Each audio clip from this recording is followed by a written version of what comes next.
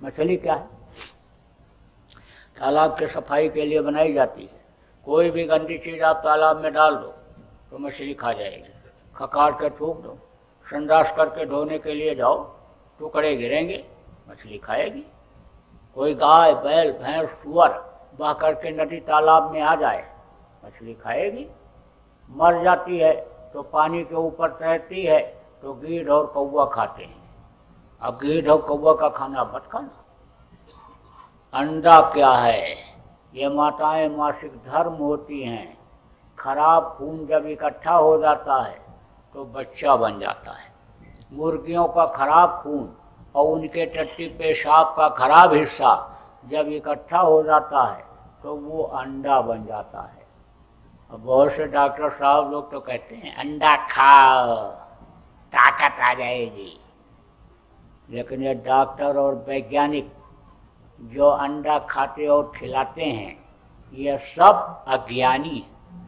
कहते तो हैं हवा में उड़ने लग गया, हेलीकॉप्टर बना लिया, हवाई जहाज बना लिया, लेकिन बगैर पेट्रोल के कोई हवाई जहाज चलता है? एक नट ढीला हो जाए मुंह के बल गिरता है नीचे। वो भी तो कोई विज्ञान था कि हनुमान जी जब संजीवनी बूटी लेने के लिए गए थे तो कोई हवाई जहाज हेलीकॉप्टर पर बैठ कर गए थे? उड़ करके गए थे, पूरा पहाड़ उठा करके ले आए थे। कोई हवाई जहाज ऐसा बना संसार में कि जो पहाड़ उठा करके ले आवे?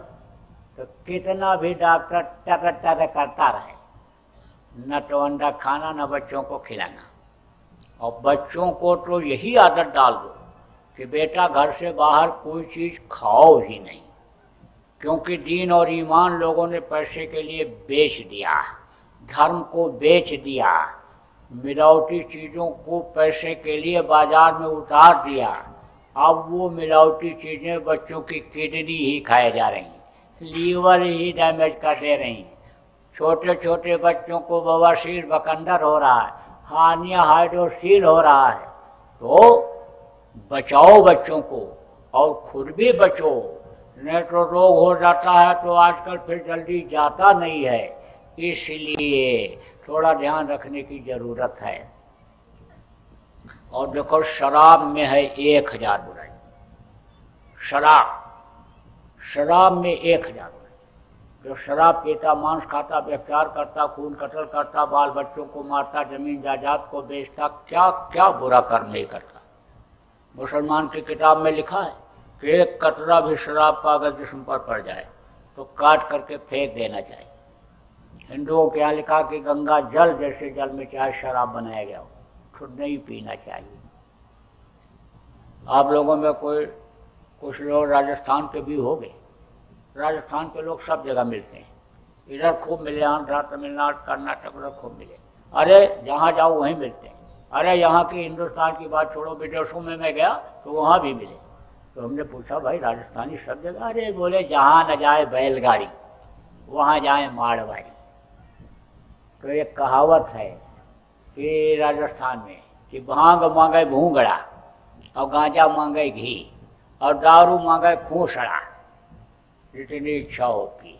अब आपको समझा दें जो सब लोग नहीं समझते हो कि अगर कोई भांग खा के आ गया हो तो उसको भुना हुआ चना खिला दो तो उसका नशा उतर जाएगा। कोई गांजा पी करके आ गया, उसको आप अन्य समझ लो थोड़ा सा घी पिला दो तो उसका नशा उतर जाएगा। और कोई अगर शराब पी के आ गया तब तो कुछ खोजना ही नहीं है। जूता उतारो पैर में से, जूता हद 2 4 जड़ तो धड़ाधड़, बस शराब का नशा उतर जाएगा। अब देखो आप लोगों में से अगर भाई कोई पीते हो तो मेरे ऊपर नाराज मत होना, मैं नहीं कह रहा हूँ। वो लोग जो कह रहे हैं वो मैं आपको बता रहा हूँ, लेकिन ये जरूर कह रहा हूँ कि जिनको अभी तक उतारना नहीं मालूम था उन लोगों को मालूम हो गया कि कैसे उतरती है शराब। आप अगर रात को पी करके आए और इन्होंने चटका दिया तो कितना भी कहोगे तू मेरी घरवाली और मैं तेरा पति परमेश्वर और तूने मुझको खूंसड़ा मारा, तो ये तो पैर छू लेंगी और कहेंगी आपको तो मारा नहीं, मैंने तो उसको मारा जो उतर गया। तो अब क्या करोगे? गाल तो लाल हो ही जाएगा, ज़्यादा तेज पड़ गया चमड़ी उजड़ जाएगी। इसलिए आज ही संकल्प बना लो कि अब शराब नहीं पिएंगे और शराबी का साथ नहीं करेंगे, क्योंकि साथ का बड़ा असर होता है। देखो कई कितना प्रेम करती थी राम से, लेकिन मंथरा उसकी दासी 24 घंटा रह करके और दिमाग को बदल दिया। 14 वर्ष के लिए कई ने उनको जंगल भिजवा दिया। तो साथ का असर होता है। अब बुरे का साथ मत करना, अच्छे का साथ करना। ये अच्छे लोग हैं, इनके पास उठना बैठना, सत्संगियों के पास उठना बैठना, शराब छूट जाएगी।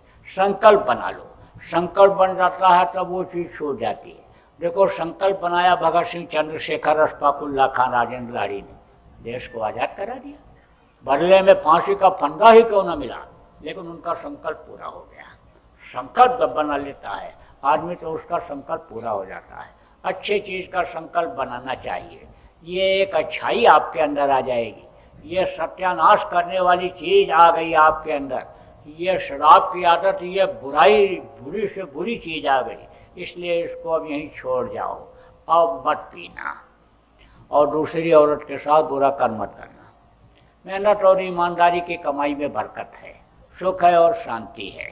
मार करके, काट करके, लूट करके, दिल दुखा करके लाए हुए पैसे में बरकत नहीं होती है और न उससे परमार्थी कोई लाभ भी मिलता है।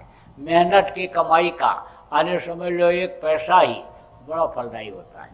तो महात्मा जी ने बनाया ना, एक वहाँ पर मंदिर बनाया, तो मंदिर बनवाया तो महात्मा जी ने तो उसमें कहा भाई सेवा सब लोग इसमें दे दो। तो सस्ता जमाना था, तो कोई 51 दिया, कोई 11 दिया, कोई 100 दिया। एक आदमी ने, सेठ ने 111 रुपया दिया, एक बुढ़िया ने 1 आना पैसा दिया। तो जब यह हुआ लोगों ने कहा कि महाराज नाम लिखाया जाए जिसने सबसे ज़्यादा सेवा दी। अरे बोले नेकी करो बाहर में डालो, जब दे दो तब उसको दिखाने की क्या ज़रूरत है, परमार्थ दिखा के नहीं किया जाता है। लोगों ने कहा महाराज मनोबल बढ़ जाएगा और लोग देंगे, आपको कोई काम करना होगा तो और लोग देंगे। अरे उन्होंने कहा देनहार कोई और है, देत रात दिन रहन, यानी देने वाला तो दूसरा है, वो देता है, बच्चा उस पर विश्वास करो, यानी मालिक किसी न किसी से दिला देगा। लेकिन जब कुछ मनमुखी लोग होते हैं तो वो जो है यानी ज़बरदस्ती लग जाते हैं। तो लगे गए चेला लोग, कहे कि नाम तो लिखा दीजिए, हमारी इच्छा है कि नाम जरूर लिखा दीजिए। और सेठ भी इस चक्कर में था कि हमारा नाम लिख जाए। तो बाबा जी ने, महात्मा जी ने कहा उस बुढ़िया का नाम लिख दो। तो लोगों ने कहा उसने तो केवल 1 आना पैसा दिया। तो बोले उसके पास 1 ही आना था, 1 ही आना है, उसने अपना सब कुछ दे दिया। और सेठ के पास यानी और भी है, उसने तो केवल 1100 रुपया, 1111 ही दिया, यानी समझ लो उसने तो इतना ही दिया। और बुढ़िया ने तो अपना सब कुछ दे दिया। उसके पास 1 ही आना था, तो उसने ज़्यादा दिया कि इसने ज़्यादा दिया। तो अब आप ये समझो कि बरकत जो है वो जो मेहनत की कमाई की होती है उसमें होती है, और वही जहाँ अच्छे काम में भी लगाता है तो वही समझो कि महान होता है।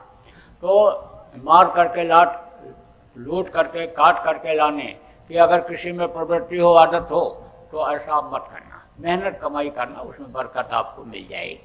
बरकत देने वाला वो मालिक है जो पैदा होने के पहले माँ के स्तन में दूध भर देता है, देता वो है।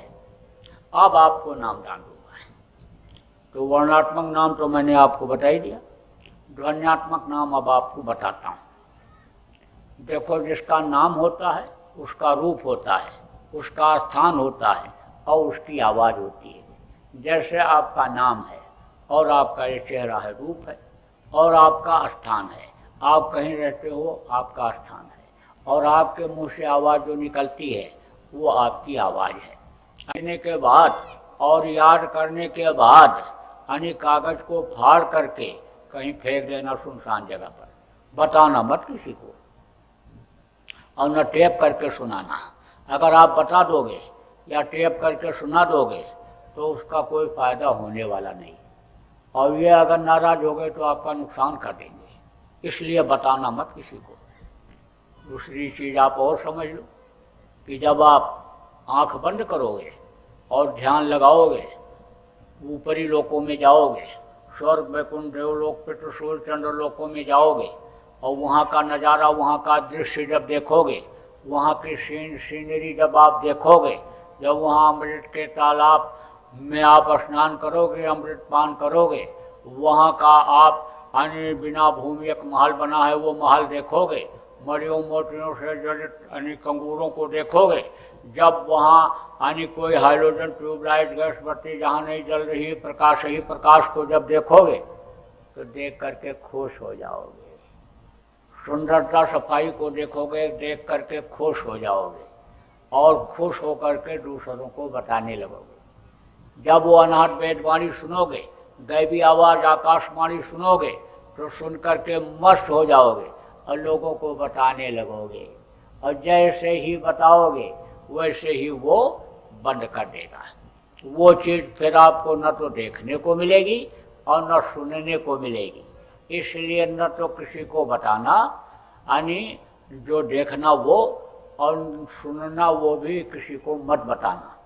कुछ भी दिखाई या सुनाई पड़े तो किसी को भी नहीं बताना है।